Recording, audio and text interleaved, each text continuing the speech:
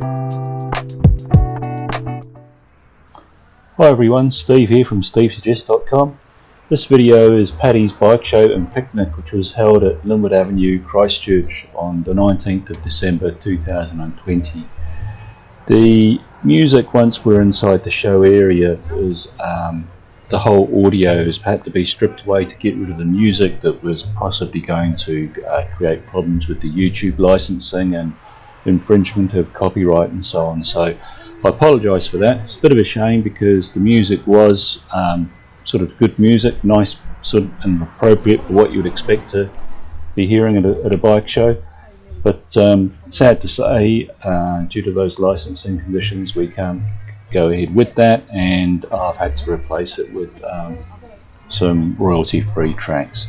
Anyway, I hope that doesn't spoil the video for you. And thanks for watching, guys, and catch you again another time.